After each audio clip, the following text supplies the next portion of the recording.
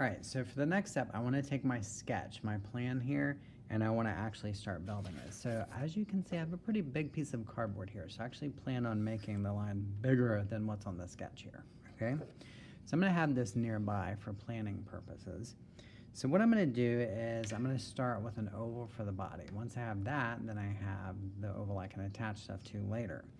Now, when I start drawing on the cardboard, you'll notice you can't really see my pencil line.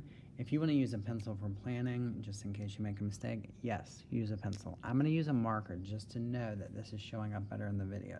So I really have to try not to mess up. So maybe I even say, okay, let's do this in steps. 1, 2, 3, 4. All right, so I'm going to go ahead and draw my oval. Now, if I draw it in the middle here, a lot of people would do that. Okay, then I got to cut all the way to get to the oval. If I put it down here near the bottom, then it's already pretty close to where I'm going to start cutting. A lot less work to do. All right, so actually I'm going to make it a little longer, so I'm going to extend it out this way. All right, so there we go. Then I could go ahead and do my horseshoe shapes. Now, when you are making your legs for your creature, you want to find a really nice straight edge to your cardboard. This line is like here, this got chopped off a little bit. So I think it might be a better idea to go ahead and put these shapes. If I look at this side edge here, I notice this is really nice and straight because when I stand it up like that, that wants to stand up. To make it so that he's going to stand up, what I want to do is draw these shapes so that the part that he would actually stand on, that's going to be touching that bottom line. So that horseshoe shape is going to start here. I'm going to go up and over, and I'm going to draw my negative space inside of there that will get cut out later. But if you'll notice, I'm making the feet end right at the bottom edge. That way I know I have that nice straight edge I can depend on so that he'll stand up straight. So then I'm going to do my second one here. Step number 3 on my plan that I sketched out. Drawing that negative space so we know we're going to cut that out as well. All right, and then of course the head. All right, so looking at the size of the oval for the body and the horseshoe shapes I've done for the legs, I want to think about the proportion of the head. Like what size should the head be for the body that I have created? So obviously, I'm not going to do something this size for his head shape, right? That would look pretty silly.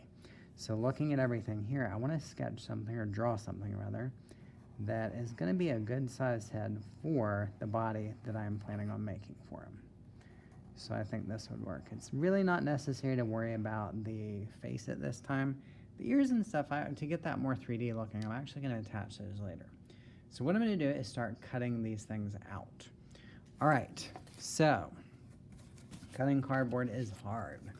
Complaining about it does not make it easier. It is hard work, but you guys are not my kindergarten class. Your hands should be a little stronger than those guys. All right, so I'm cutting, but I know every once in a while when I'm trying to turn a curve, sometimes my scissors get stuck.